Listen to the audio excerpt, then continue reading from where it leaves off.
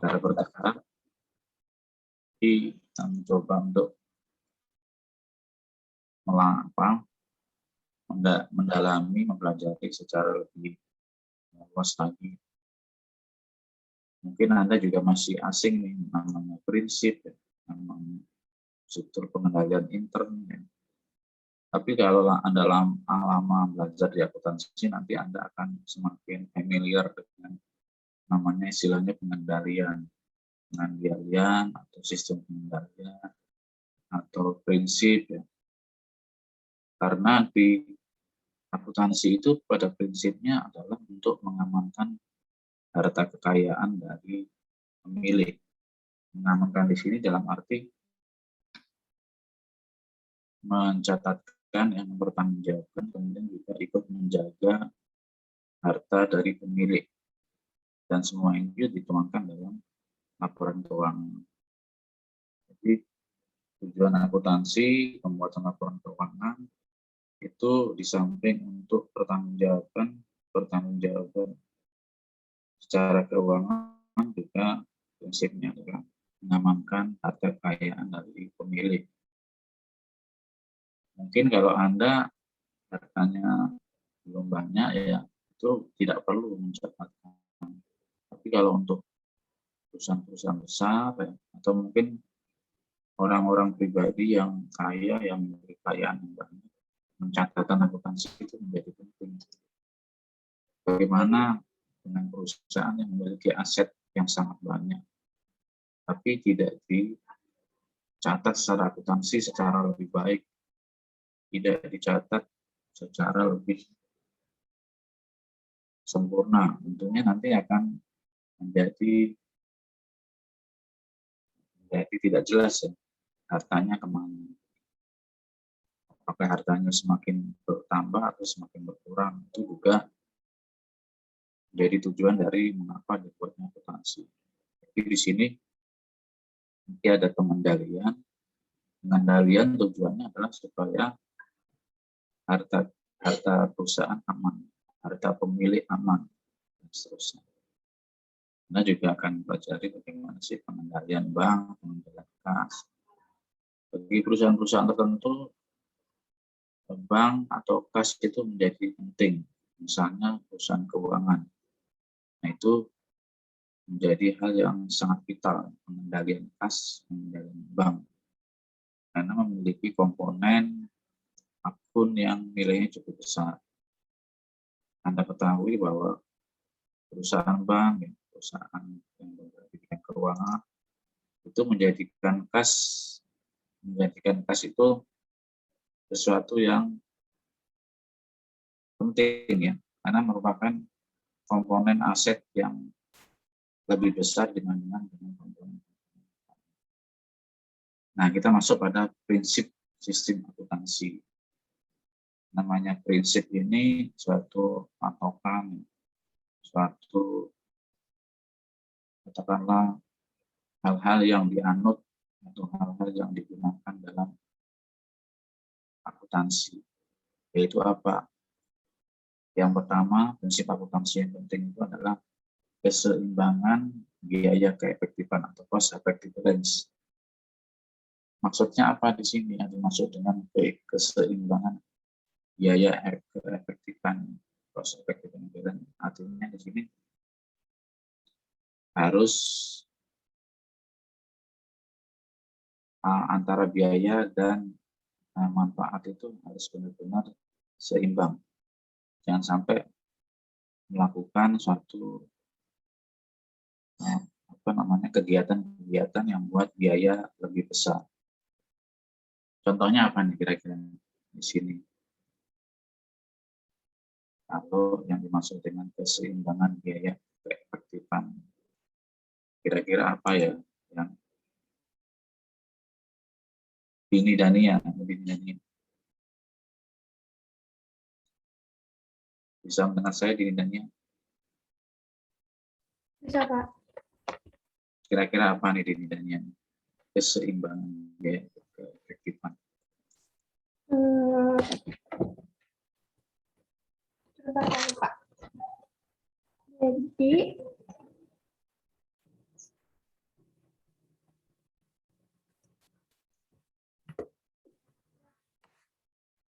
Kita minta pendapat satu orang lagi mungkin. Dani Ferdiansyah. Dani Ferdiansyah.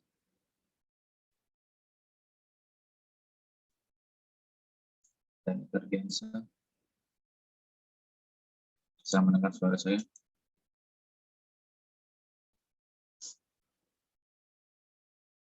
Anggita Pandauleng. Anggita Pandauleng. Bisa dengar suara saya?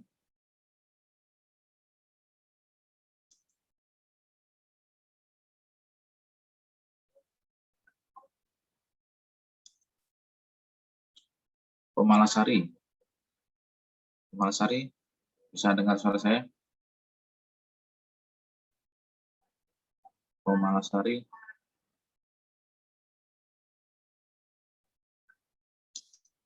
Komalasari.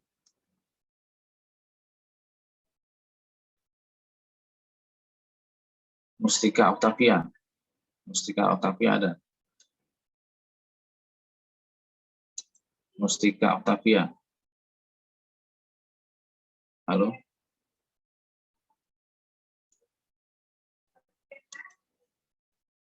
Suara saya masih bisa kedengar ya? Masih, Pak. Masih. Baik.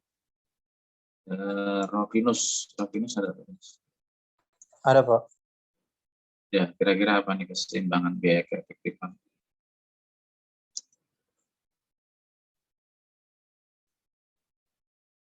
Belum ada gambaran, Rovinus? Belum tahu, Pak. Ya, baik. Jadi keseimbangan biaya keefektifan di sini harus memperhatikan manfaat dan biaya yang digunakan. Misalnya Anda ingin memperbaiki sebuah mesin. Jadi mesin ini rusak. Kemudian apakah akan diperbaiki atau membeli yang baru? Tentunya harus memperhatikan keseimbangan biaya. Apakah membeli baru atau memperbaiki mesin. Kalau membeli baru berapa, kalau memperbaiki berapa, supaya diperoleh hasil yang sesuai ya. Jika memang lebih murah membeli baru, tentunya membeli baru lebih efektif, membeli baru lebih efisien. Itu merupakan keseimbangan biaya keefektifan. Harus benar-benar memperhatikan efektivitas. Kalau mengeluarkan biaya seperti itu, apakah efektif atau tidak? Kalau tidak efektif, maka diambil alternatif yang lain. Seperti tadi, misalnya mesin baru atau memperbaiki mesin yang rusak. Kalau memperbaiki mesin yang rusak biayanya lebih mahal, tentunya lebih baik membeli mesin yang baru. Kemudian yang kedua adalah fleksibilitas untuk memenuhi kebutuhan yang akan datang. Jadi di sini juga harus merancang sistem untuk memenuhi kebutuhan di masa yang akan datang. Misalnya, apa itu ya? Akun-akun yang dirancang itu memang sudah dibuat supaya fleksibel untuk menampung akun-akun, misalnya membeli barang persediaan. Nah, persediaan ini kan ada macam-macam, ada persediaan A, persediaan B, persediaan C, persediaan D. Nah, bagaimana akun-akun itu didesain supaya nanti membeli barangnya atau persediaannya itu bisa menampung barang-barang yang baru. Misalnya untuk saat ini barang yang ada adalah barang A, barang B, barang C, barang D. Tapi kemudian di masa yang akan datang kemudian akan ada barang E misalnya. Barang E atau dan seterusnya F. Nah, itu juga sistem akuntansi juga harus akun-akunnya harus bisa menampung barang tersebut. Jangan sampai nanti akun itu tidak bisa fleksibel atau tidak bisa mengakomodir barang yang baru. Jadi sudah disiapkan akun-akunnya. Bisa katakanlah misalnya barang persediaan lain-lain seperti itu. Contohnya seperti itu. Jadi harus mengantisipasi fleksibilitas di masa yang akan datang. Didesain sistemnya ya, antara lain nama-nama akunnya itu harus bisa menampung benda-benda atau barang ya, atau transaksi nama barang yang lain di masa yang akan datang. Kemudian pengendalian intern yang memadai. Nah, dalam belajar akuntansi nanti Anda juga semakin sering mendengar namanya pengendalian internal. Pengendalian internal ini seperti apa sih ya? Dimaksud dengan pengendalian internal, yaitu satu sistem yang diciptakan supaya pertahanan atau efektivitasnya lebih kuat. Contohnya apa misalnya? Pengendalian intern yang baik itu. Misalnya ditangani oleh pihak yang ahli. Jadi bagian pemasaran ditangani oleh pihak yang ahli, atau bagian pembukuan ditangani oleh memang orang yang ahli akuntansi. Contohnya seperti itu. Contoh yang lain apa misalnya? Contoh yang lain misalnya bagian penjualan dengan bagian kredit jangan sampai digabung. Jadi kenapa kok bagian penjualan dengan bagian kredit tidak digabung ya? Itu dalam rangka untuk pengendalian internal atau kontrol. Kalau digabung itu gimana pengaruhnya? Kalau seandainya digabung, tentunya akan bisa menimbulkan fraud atau kecurangan atau hal-hal penyelewengan. Tapi kalau dipisah misalnya antara bagian penjualan dengan bagian kredit, nah tentunya akan lebih efektif atau lebih kuat, lebih menjaga jangan sampai terjadi fraud atau kecurangan. Kemudian yang keempat adalah pelaporan yang efektif. Jadi dalam hal ini pelaporan yang efektif juga memperhatikan prinsip-prinsip efektivitas, jangan sampai laporan itu tidak bisa dibaca atau dipahami oleh pemilik kepentingan, misalnya oleh pihak manajemen tidak bisa membaca atau memahami laporan yang disajikan. Jadi benar-benar harus efektif ya, harus ringkas ya, dan mudah dipahami. Jadi dalam ini efektif di sini mudah dipahami, rinci, bisa digunakan dengan sebaik-baiknya, laporannya efektif. Kemudian yang kelima adalah disesuaikan dengan struktur organisasi. Nah, dalam sistem akuntansi yang dibuat itu biasanya juga memperhatikan strukturnya. Misalnya apa struktur ini? Antara lain misalnya bagian persediaan, bagian penjualan. Nah, itu disesuaikan.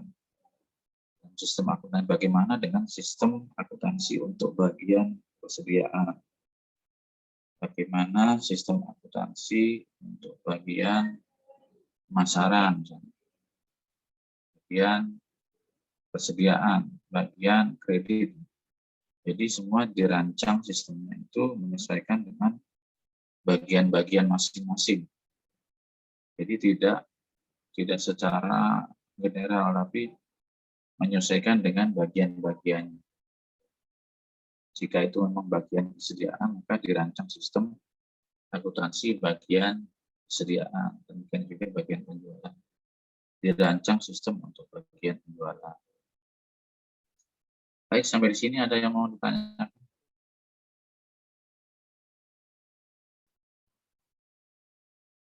Saya Pak, Ya, silakan Rovinus. Gimana Rovinus? begini Pak, saya mau tanya mengenai materi apa tadi ya? Penjelasan Bapak tentang keseimbangan biaya keefektifan. Oh, keseimbangan. Ya, baik. Ya. Nanti saya mau tanya Pak, misalnya alat cas laptop kita rusak, lalu kita mau pergi beli harga alat cas laptop yang biasa itu misalnya harganya 400. Terus yang harga alat cas yang orinya itu 450. Kira-kira kalau kita membeli barang alat cas yang ori itu yang harga 450, apakah itu juga termasuk dalam keseimbangan biaya keefektifan, Pak? Ya, terima kasih ya Rovinus. Pertanyaannya bagus. Ya, memang dalam sistem akuntansi ini juga ya dirancang memang untuk keseimbangan biaya keefektifan. Jadi di samping menyajikan akuntansi, di samping menyajikan laporan akuntansi secara baik, efektif, juga mengenal prinsip-prinsip yang lain. Misalnya tadi itu termasuk pengelolaan aktiva ya, mesin atau laptop, peralatan laptop, mesin. Dalam sistem akuntansi juga diatur supaya lebih efektif.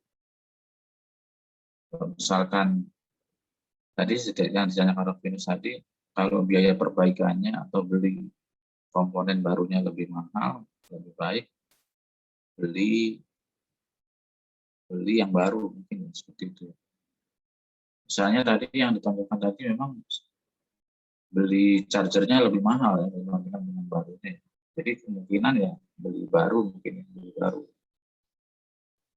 Tapi biasanya lebih mahal di sini bukan berarti dia beli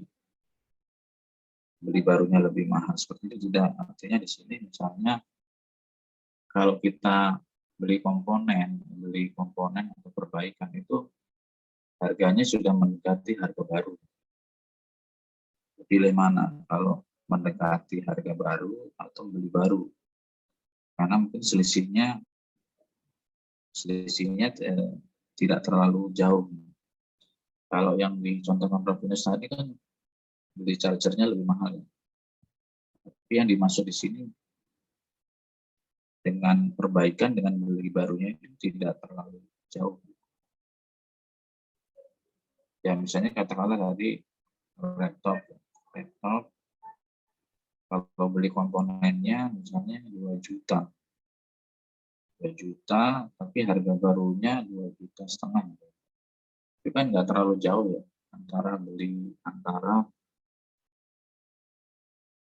antara perbaikan dengan beli baru. Nah tentunya kalau namanya barang diperbaiki, tentunya ada risiko rusak lagi. Padahal kalau beli baru itu harganya tidak terlalu jauh. Jadi efektif di sini mungkin harus mempertimbangkan mana yang lebih baik gitu. Itu kalau terkait dengan laptop. Bagaimana dengan mesin?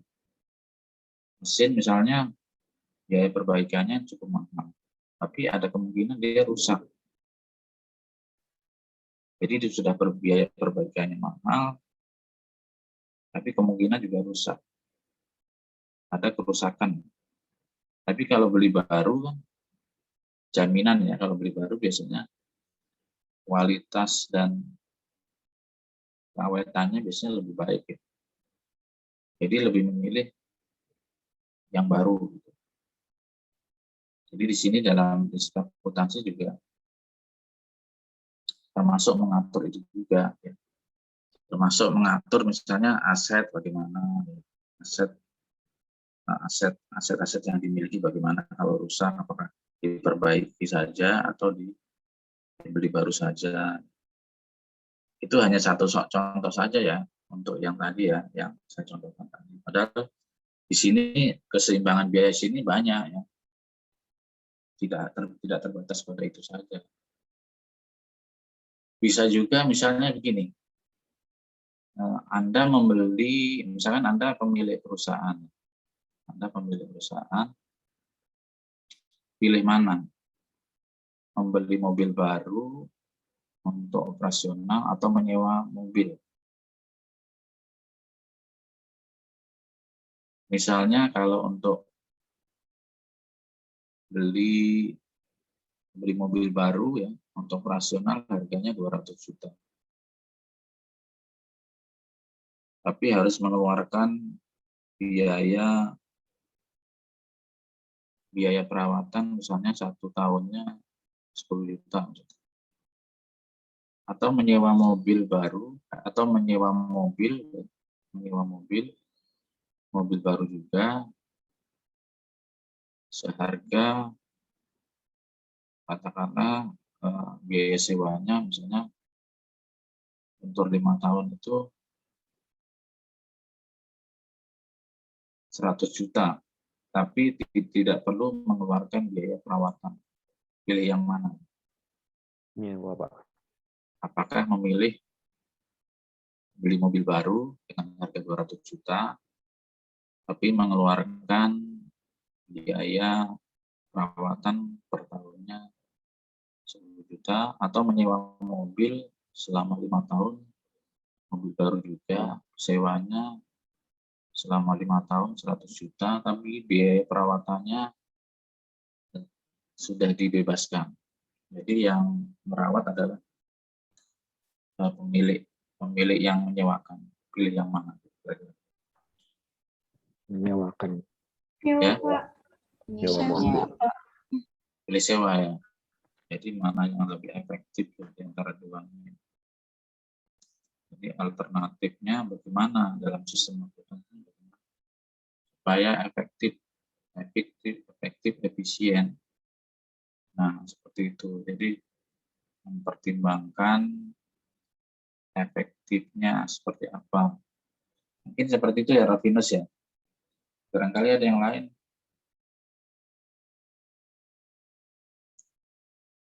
Kalau tidak, kita lanjutkan pemasangan dan perbaikan sistem akuntansi. Jadi sistem akuntansi itu rupanya juga didesain,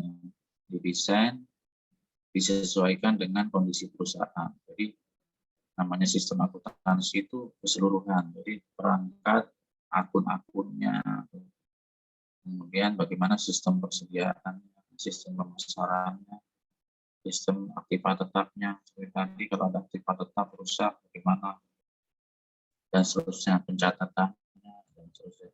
Jadi semuanya ya, semua dari desain yang didesain untuk perusahaan. Setiap perusahaan memiliki sistem akuntansi yang berbeda-beda, disesuaikan dengan kondisi perusahaan dan kebutuhannya. Pemasangan dan perbaikan sistem akuntansi di sini meliputi analisis sistem, perancangan sistem, dan penerapan sistem. Jadi dianalisa dulu kebutuhannya apa dari perusahaan. Misalnya yang dibutuhkan adalah bagian persediaan, bagian penjualan, kemudian bagian kredit, dan seterusnya. Jadi dianalisa dulu kebutuhannya apa sesuai dengan kondisi perusahaan. Baru kemudian dirancang sistemnya. Dirancang di sini meliputi apa saja, misalnya akun-akunnya, nama akun-akunnya apa saja, terus kemudian bagian-bagiannya apa saja, terdiri dari bagian apa saja, misalkan sistem persediaan, sistem pemasaran, sistem produksi, dan seterusnya. Jadi dirancang, disesuaikan dengan kebutuhannya, menyesuaikan dengan kebutuhan perusahaan. Jadi sistem di sini memang setiap perusahaan akan berbeda karena kebutuhannya juga berbeda. Baru kemudian setelah di sistem dirancang. Yang merancang di sini tentunya adalah pihak yang ahli dalam merancang sistem akuntansi. Bisa juga berasal dari internal perusahaan, bisa juga dari hire dari luar perusahaan. Jadi bisa dirancang oleh perusahaan itu sendiri yang terdiri dari ahli-ahlinya, maupun dirancang oleh pihak luar yang juga merupakan ahlinya. Kemudian setelah jadi sistem itu baru diuji cobakan atau diterapkan. Misalnya sistem persediaan, nah itu diuji cobakan, diterapkan, diuji cobakan bagaimana hasilnya, apakah akan menghasilkan yang baik, yang berhasil, atau bagaimana. Jadi diuji cobakan, jadi dianalisis dulu, kemudian didesain, dirancang, baru kemudian diuji cobakan atau diterapkan dalam perusahaan.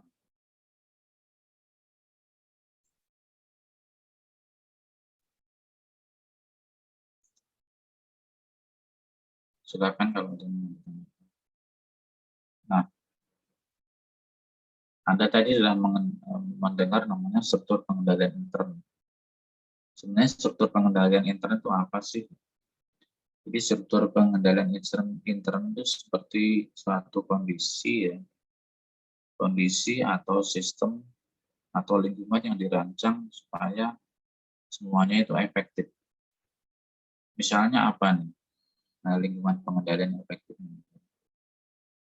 Contohnya, apakah persediaan itu ditaruh di gudang yang aman? Misalnya, ya ditaruh di suatu tempat yang aman. Aman dari hujan, aman dari pencurian, aman dari mungkin penyelewengan. Jadi lingkungan pengendaliannya baik. Ada tempat penyimpanannya, kemudian ada pagarnya, ada dijaga oleh pihak-pihak yang ditugaskan, yaitu termasuk lingkungan pengendalian. Dijaga oleh orang-orang yang kompeten, ditangani oleh orang-orang yang kompeten. Jadi lingkungan pengendalian. Kondisinya kondusif, kondisinya baik. Jangan sampai nanti persediaan itu ternyata gampang dicuri atau gampang rusak barangnya, itu kurang baik. Kemudian juga prosedur pengendalian. Nah, di situ ada pembagian tugas, ada pemberian tanggung jawab, ada pembagian tugas. Jadi misalnya barang yang baru diterima, barang persediaan baru yang diterima, ketika barang itu datang, petugasnya siapa yang akan menerima barang? Apakah pihak yang menerima barang itu berbeda dengan pihak yang menyimpan? Nah, itu juga ada prosedurnya. Misalnya ada barang datang merupakan barang persediaan. Siapa yang menerima? Kemudian setelah barang diterima, apakah dicatat juga barang tersebut? Apakah dicatat dalam akuntansi secara benar? Kemudian apakah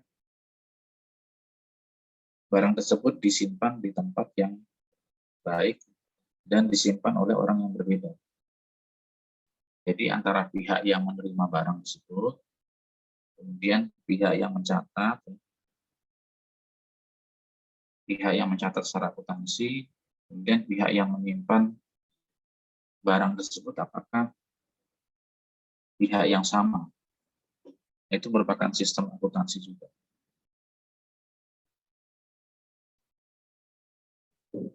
Itu juga merupakan struktur pengendalian yang baik.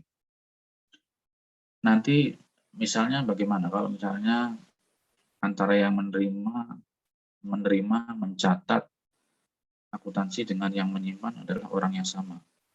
Ada dampaknya nggak? Yang menerima sama, yang mencatat sama, yang menyimpan juga sama. Kira-kira ada dampaknya nggak ke barang persediaan tersebut? Tentunya lebih rawan ya, karena mungkin bisa diselewengkan. Nah, di sini juga harus dibuat bagaimana supaya lebih efektif ya struktur pengendaliannya itu.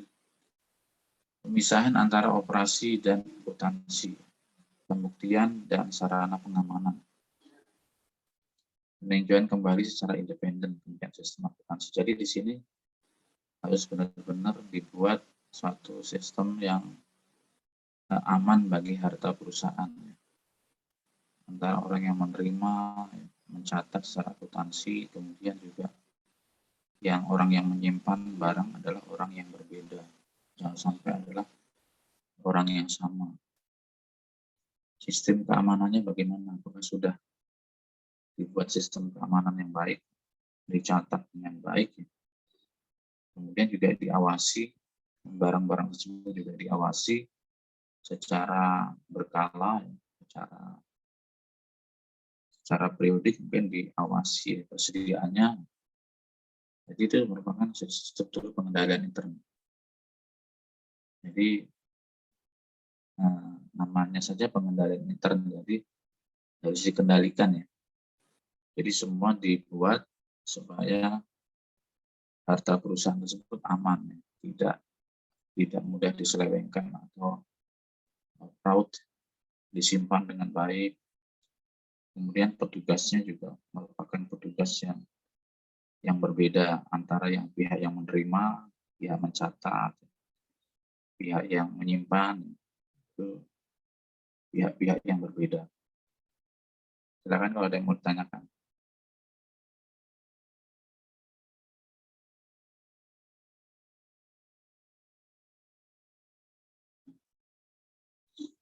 Kemudian prinsip pengendalian internal. Ini prinsip-prinsip yang digunakan ya. Yang pertama adalah penetapan tanggung jawab. Ya. Jadi dalam hal ini juga harus ditentukan siapa pihak yang bertanggung jawab. Misalnya petugas bagian gudang. Nah, petugas bagian gudang adalah petugas yang memang bertanggung jawab terhadap gudang. Jadi harus ditentukan ya siapa orangnya. Jadi penetapan tanggung jawab ini penting supaya menjadi bagian dari pengendalian intern yang baik. Dia ditetapkan sebagai bagian gudang, tentunya adalah orang yang bertanggung jawab ke bagian gudang. Berbeda dengan yang bagian kredit misalnya. Bagian kredit tentunya berbeda. Ditunjuk oleh pihak yang ditentukan. Jadi harus ditunjuk siapa orangnya. Kemudian juga pemisahan tugas di sini tentu adalah struktur organisasi. Misalnya ada bagian penjualan, ada bagian kredit, kemudian ada bagian gudang, dan seterusnya. Jadi harus dipisah-pisah bagian-bagiannya. Ada pemisahan yang tegas, bagian kredit tersendiri, bagian penjualan tersendiri, bagian gudang tersendiri. Dokumentasi juga harus ada bukti-bukti ya, misalnya bukti pencatatan, kartu gudang, kartu kehadiran karyawan, kartu penjualan, kartu kredit, kartu bagian kredit.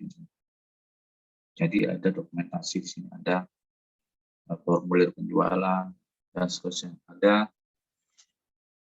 Ada dokumentasi atau bukti-bukti yang disiapkan. Kemudian pengendalian fisik, mekanik, elektronik juga ada disiapkan ya, alat-alatnya, peralatannya yang mendukung semuanya itu disiapkan alatnya, alat untuk membuat dokumen atau alat untuk menciptakan satu pembukuan, formulir-formulir, baik itu secara fisik, mekanik, maupun elektronik. Jadi ada yang hal-hal lain yang juga harus disiapkan juga. Fisik ya, pengendalian fisik diawasi, kemudian juga mekanik ya, secara mekanik, mesin, secara elektronik, semua ikut mendukung dari pengendalian internal. Kemudian juga pengecekan independen dan verifikasi internal juga harus diawasi oleh pihak internal. Dalam hal ini biasanya ada bagian internal perusahaan yang mengawasi secara independen. Silakan kalau ada yang mau ditanyakan.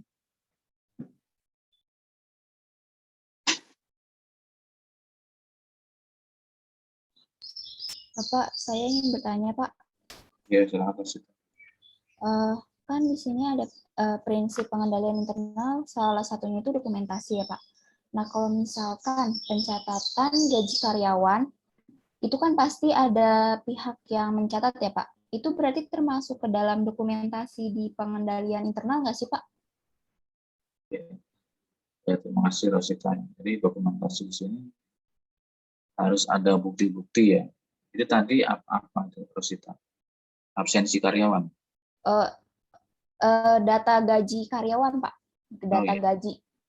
Ya, itu semua. Jadi ada karyawan itu kan ada daftar gaji golongan ya, misalkan golongan supervisor, golongan staff, jaga gudang, itu termasuk juga dokumentasi. Terus kemudian jam masuk kantornya.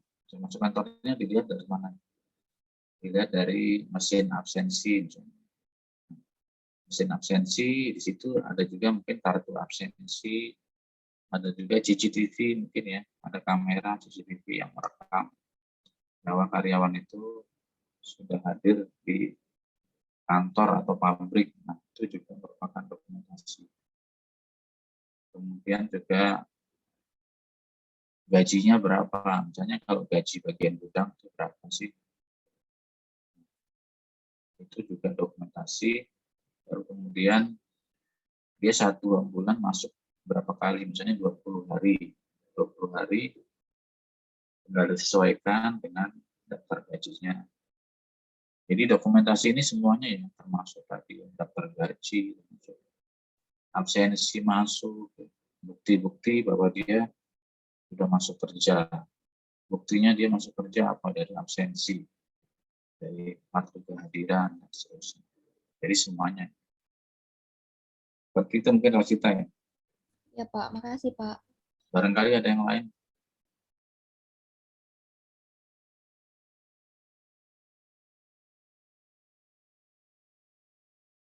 Pak, Hanifah izin bertanya, Pak. Silakan, Siti Hanifah. Iya, Pak. Di prinsip pengendalian itu kan ada dokumentasi, Pak. Nah, bukti-bukti transaksi itu apakah termasuk dokumentasi, Pak? Terima kasih, Pak. Yang masih Siti Hanifah, bagus pertanyaan. Jadi bukti transaksi apakah dokumentasi?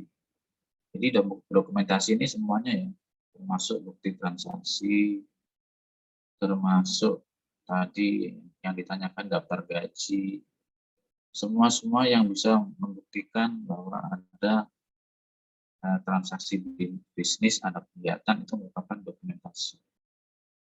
Apalagi selain bukti transaksi tadi ini, bukti penjualan, bukti pembelian, semuanya itu termasuk dokumentasi. Dokumentasi di sini adalah yang bisa membuktikan itu akan memperkuat pengendalian internal. Bukti pengeluaran, bukti bank, bukti transaksi, ya, bukti penjualan, kartu penjualan, semua yang terkait dengan hal-hal yang bisa dibuktikan ada formulirnya, ada wujud buktinya, itu merupakan dokumentasi. Mungkin itu ya, Siti Hanifah ya. Iya, Pak. Terima kasih, Pak. Kemudian metode pemrosesan data.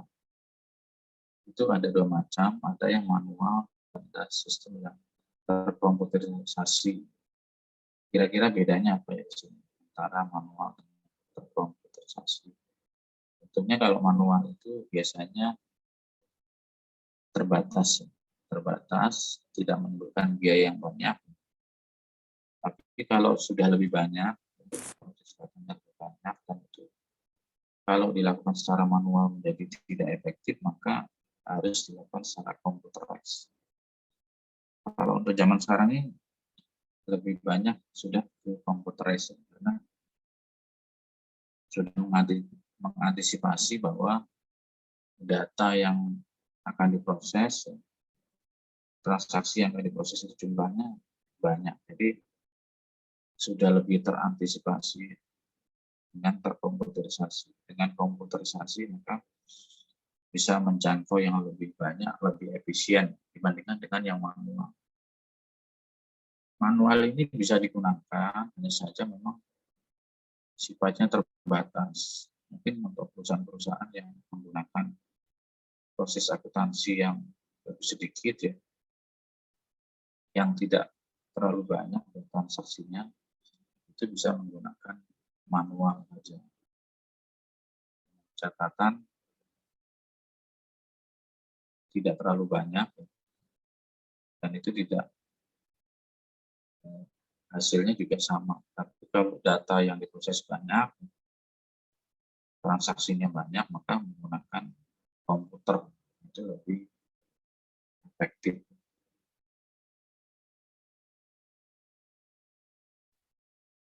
Kita masuk ke pengendalian kas. Nah, pengendalian kas ini juga masuk dalam pengendalian internal. Mengapa kas ini harus dikendalikan? Karena jika tidak dikendalikan, maka dia rawan terhadap penyelewengan atau fraud. Jadi, kas ini harus dikendalikan, harus dikelola. Dikendalikan di sini artinya dikelola dengan baik, supaya tidak disalahgunakan, tidak diselewengkan. Samping itu kas ini juga kan bernilai ya, misalnya dicuri atau diambil misalnya 1 juta rupiah, itu juga kan memiliki nilai yang lumayan ya. Dia kalau hanya 1 kali diambil sejumlah itu, tapi kalau sering diambil misalnya, katakanlah tidak sebanyak itu, tidak sebanyak 1 juta, atau mungkin hanya ratusan ribu, tapi sering digunakan, sering diselewengkan, dipakai dulu, atau dikemanakan, atau digunakan, itu juga kurang baik ya untuk perusahaan. Jadi harus dikendalikan, harus dikelola dengan baik. Karena alasan itulah, karena mudah diselewengkan, mudah dicuri, makanya harus dikelola, harus dikontrol. Di samping itu juga kas ini kan juga alat pembayaran ya.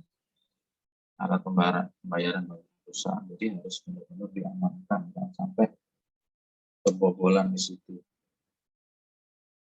Misalnya apa yang dikendalikan? Uang yang digunakan dibatasi, misalnya dalam 1 hari itu hanya boleh dipakai misalnya 10 juta rupiah, seperti itu. Contohnya seperti itu. Jadi ada pembatasan penggunaan kas. Itu juga salah satu cara untuk mengendalikan kas, supaya tidak disalahgunakan.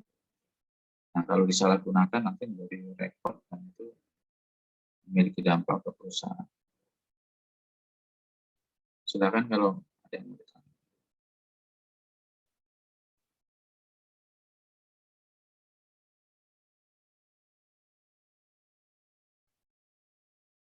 Di samping kas juga ada pengendalian untuk bank.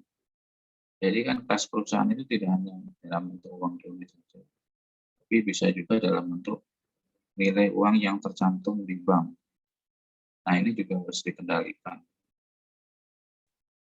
Dalam hal ini misalnya, siapa sih yang harus tanda tangan? Tanda tangan untuk pengeluaran cek. Misalnya yang harus tanda tangan, misalnya Direktur Keuangan dengan Kepala Bagian Akuntansi. Nah, itu adalah pihak-pihak yang punya otoritas untuk tanda tangan. Di luar itu, maka tidak bisa. Itu merupakan contoh pengendalian bank. Dan sampai juga pengeluaran bank itu diselewengkan. Jadi harus benar-benar otoritas pihak-pihak siapa yang punya otoritas untuk menandatangani. Tidak boleh sembarangan orang bisa menandatangani untuk bukti pengeluaran. Misalnya ditunjuk Direktur Keuangan dengan Kepala Bagian Akuntansi. Contohnya seperti itu. Kemudian juga harus bukti-bukti itu harus disimpan dengan baik ya. Semua bukti disimpan, dikelola dengan baik. Masuk cek-cek, masuk rekening koran. Rekening koran itu juga harus diarsipkan secara baik. Misalnya setiap bulan rekening koran itu harus di print out. Tapi untuk perusahaan mungkin terlalu lama ya kalau 1 bulan. Mungkin setiap hari rekening koran itu harus di print out. Kalau 1 bulan sebenarnya terlalu lama. Mungkin kalau untuk perusahaan kecil mungkin bisa 1 bulan sekali. Tapi kalau untuk perusahaan besar biasanya 1 bulan itu terlalu lama. Mungkin setiap hari harus dicetak untuk rekening koran bank itu supaya aman. Kemudian juga diperlukan rekonsiliasi bank. Rekonsiliasi bank ini adalah untuk mencari saldo yang sebenarnya atau jumlah sisa saldo yang sebenarnya yang dimiliki oleh perusahaan.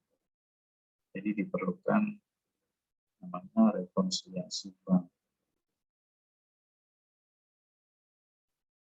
Silakan kalau ada yang bertanya.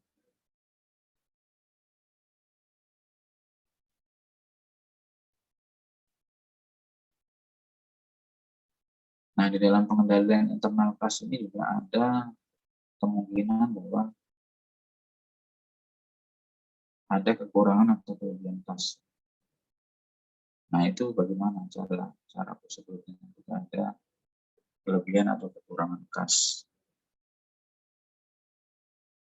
Misalnya apa nih? Kalau Anda pernah lihat di perusahaan-perusahaan itu, misalnya kalau Anda belanja di Indomaret atau Alfamart, ada sisa misalkan Rp200. Nah, Rp200 ini kelebihan. Sebenarnya dikembalikan untuk Anda, tapi ditanya, ini Rp200 bisa didonasikan atau disumbangkan untuk sosial. Nah, itu seperti itu, ada kelebihan Rp200. Rp200 kalau 1 orang, tapi kalau yang belanja ratusan orang ya, tentunya menjadi banyak ya. Meskipun Rp200, tapi jumlahnya banyak, ratusan orang, jumlahnya menjadi sangat besar, menjadi besar. Biasanya kan Anda ditanya tuh, apakah ada Rp200, apakah didonasikan, apakah disumbangkan ke sosial. Jika Anda bersedia, biasanya dipotong di situ ya Rp200. Kemudian itu menjadi kelebihan kas. Kemudian juga ada kalanya perusahaan itu juga membentuk namanya peti cash atau kas kecil. Peti cash itu biasanya digunakan untuk keperluan yang cepat, misalnya sifatnya tunai.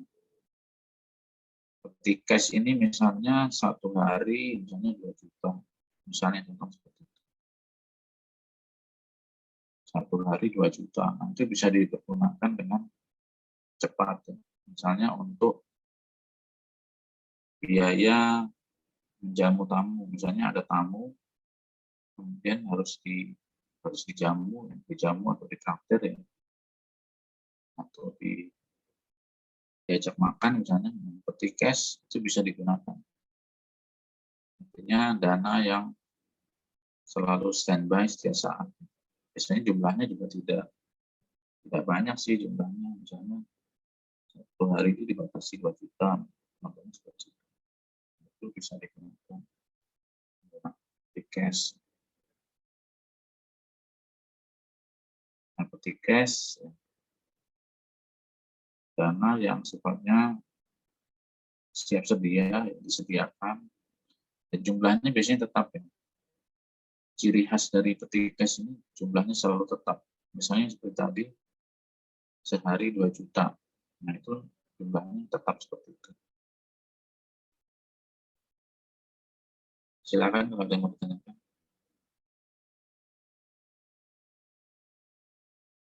Jika tidak, kita masuk di rekonsiliasi bank. Di sini rekonsiliasi bank itu yaitu mencocokkan saldo bank, tapi menurut kacamata dari bank dan kacamata dari perusahaan. Jadi harus dua sisi.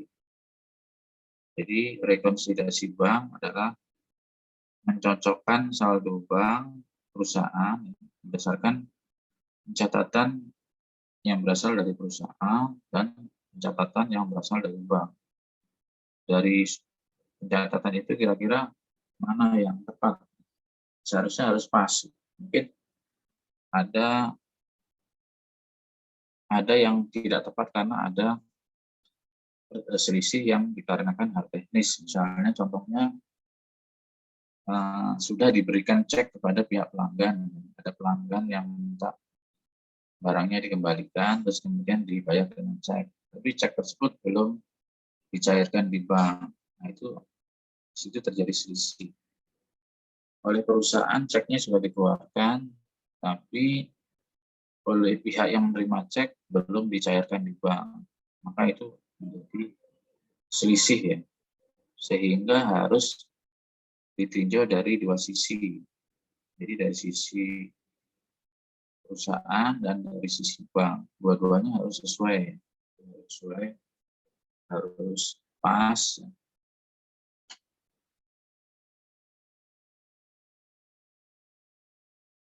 Nah, contohnya di sini. Contohnya di sini ya. PT XYZ memiliki rekening perusahaan. PT XYZ memiliki rekening perusahaan pada Bank ABC dengan catatan seperti itu. Jadi PT XYZ memiliki rekening bank pada Bank ABC dengan catatan seperti itu.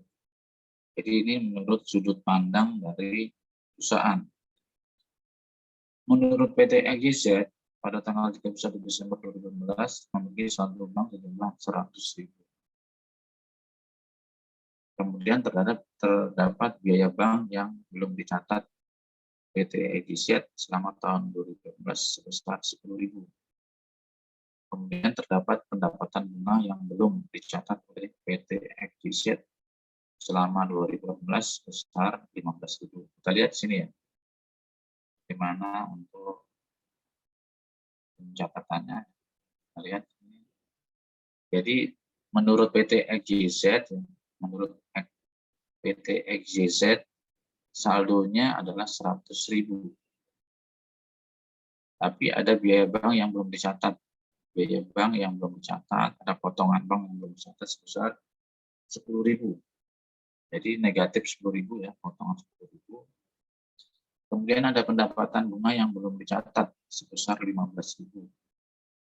Jadi saldo menurut XYZ itu adalah sebesar 105.000. Kita lihat ya di sini. Kita lihat lagi ya. Jadi menurut PT XYZ ya, menurut PT XYZ dia memiliki saldo pada tanggal 31 Desember 2012 saldo sejumlah 100.000. Tapi ada biaya bank yang belum dicatat PT XYZ selama tahun 2015 sebesar 10.000. Kemudian terdapat pendapatan bunga yang belum dicatat oleh PT XYZ selama 2015 sebesar 15.000. Jadi pencatatannya adalah 100.000 ya, ada biaya bank yang belum dicatat 10.000 itu dikurangkan ya 10.000. Ada pendapatan bunga yang belum dicatat sebesar 15.000. Jadi ditambahkan. Jadi saldo menurut PT XYZ adalah 105.000. Nah, kita lihat bagaimana dengan bank. Jadi rekening PT XYZ menurut bank ABC pada tanggal 31 Desember 2018, PT XYZ memiliki saldo bank sejumlah 90.000. Cek yang telah dikeluarkan PT XYZ selama 2018 namun belum dicatat oleh penerima di Bank ABC sebesar 25.000. Kemudian terdapat setoran dalam perjalanan PT XYZ yang belum dicatat oleh bank sebesar 40.000. Jadi di sini ada perbedaan sudut pandang. Di sini kita lihat. Nah, menurut bank itu saldonya 90.000. Padahal ada cek yang belum dicairkan ya, cek yang belum dicairkan oleh penerima itu 25.000, jadi dikurangkan. Kemudian ada setoran dalam perjalanan 40.000 yang belum ditambahkan. Jadi saldonya 90.000. Kita lihat di sini. Jadi menurut PT ABC saldonya adalah 90.000. Sementara ada cek yang telah dikeluarkan tapi belum dicairkan oleh penerima, jadi 25.000. Jadi ada cek yang dikeluarkan oleh bank tapi belum dicairkan oleh penerimanya. Ini ceknya adalah cek PT XYZ, cek milik PT XYZ. Kemudian terdapat setoran dalam perjalanan 40.000 yang belum dicatat oleh bank. Yang terjadi adalah menurut bank ya 90.000, cek yang belum dicairkan 90, cek yang belum dicairkan 25.000 dikurangi, ada setoran dalam perjalanan 40.000 ditambahkan, jadi saldo menurut XYZ yang sebenarnya, saldo menurut bank ya, saldo menurut bank ya untuk PT XYZ adalah 105.000. Jadi sama ya, saldonya sama dengan catatan dari PT XYZ. Jadi itu merupakan rekonsiliasi bank itu seperti itu. Ya harus disesuaikan, di adjustment, apakah ada penambahan ataukah ada pengurangan. Mungkin ada cek yang belum dicairkan atau pendapatan yang belum dicatat dan seterusnya. Jadi ketika dilakukan rekonsiliasi itu nanti hasilnya akan sama antara menurut perusahaan dan menurut bank. Ada yang mau ditanyakan, silakan. Saya mau nanya, Pak. Ya, silakan. Rapi. Berarti itu saldonya nggak bakal berubah ya, Pak? Maksudnya nanti di akhir hasilnya bakal sama terus gitu? Ya. Jadi, bagus pertanyaan Rapi. Jadi, nanti antara saldo bank dengan saldo perusahaan itu harus sama. Jadi, di sini perbedaannya kan dari sudut kacamata pembukuan menurut PT XYZ perusahaan dan pembukuan menurut bank. Jadi ada dua catatan yang seharusnya dua-duanya itu harus sama. Jadi harus disesuaikan dengan kondisi yang sebenarnya. Misalnya seperti tadi, misalnya ada biaya bank. Biaya bank itu harusnya sudah dicatat, tapi oleh perusahaan belum dicatat. Atau ada cek yang sudah dicairkan. Seharusnya kan sudah dicairkan, tapi ternyata belum dicairkan. Setelah di adjustment, itu nanti hasilnya akan sama antara yang tercatat di perusahaan dan tercatat di bank. Itu hasilnya harus sama. Seperti itu ya, Raffi. Ini Raffi siapa nih? Raffi Nus atau siapa? Iya, Pak. Raffi, Muhammad Raffi, Pak. Oh, Raffi. Ya, baik, seperti itu ya, Raffi. Yang lain mungkin ada?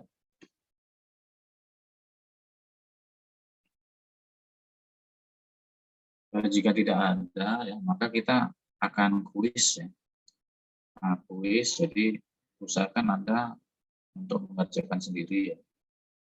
Mengapa Anda mengerjakan sendiri? Karena ini tujuannya adalah ketika nanti Anda ujian, nanti Anda bisa mengerjakan. Tapi kalau Anda melihat jawaban dari teman yang lain, nah itu nanti tidak dijamin bahwa Anda di ujian nanti Anda bisa mengerjakan. Jadi di sini tidak sekedar hanya mengerjakan kuis dan mendapatkan nilai integritas, tapi Anda nanti diharapkan juga bisa mengerjakan soal ujian ya. Jangan sampai nanti Anda tidak bisa karena Anda tidak pernah mencoba. Jadi Anda harus mencoba ya kuis ini. Jadi nanti jawabannya mungkin difoto ya, difoto. Jangan lupa mencantumkan nama, kelas, nomor absen, kemudian juga kalau bisa sih dalam bentuk PDF, PDF difoto, kemudian di PDF, kemudian dikirimkan ke email saya. Riantoron.pkscan@gmail.com. Silakan kalau ada yang mau tanyakan. Itu Harus bikin yang PDF, Pak. Ya, iya. Bisa pakai PDF kan, ada yang aplikasi silahkan dalam bentuk foto, kemudian Anda ubah di PDF, itu lebih bagus. Kalau PDF kan biasanya filenya kecil ya. Kalau foto kan kadang filenya besar. Yang penting tulisannya bisa terbaca saja, bisa terbaca dengan baik. Bisa juga diketik di komputer ya, bisa diketik di komputer, di Word ya, diketik di Word, kemudian dari Word itu bisa juga diubah ke PDF, bisa dikirim melalui email. Itu lebih praktis dibandingkan dengan Anda harus menulis tangan. Menulis tangan kan kadang tidak rapi ya, tapi kalau Anda menulis di Word, kemudian Anda ubah ke PDF, itu biasanya lebih rapi. tulis tangan boleh nggak, Pak? Tulis tangan juga bisa, cuma kalau tulis tangan biasanya kan agak kurang rapi ya, kurang jernih gitu ya. Tapi kalau Anda ketik di komputer biasanya lebih rapi, bedanya itu aja.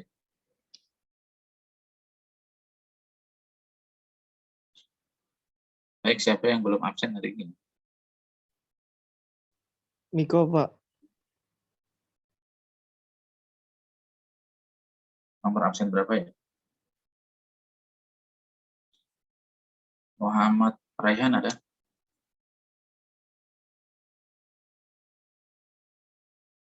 Ada tuh Pak, dia di chat ngomong, mungkin mic-nya bermasalah.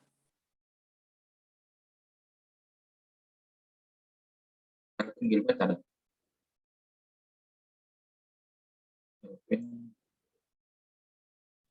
Kelvin hadir, Pak. Oh, kakak. Mama. Miko, Pak, nomor 36.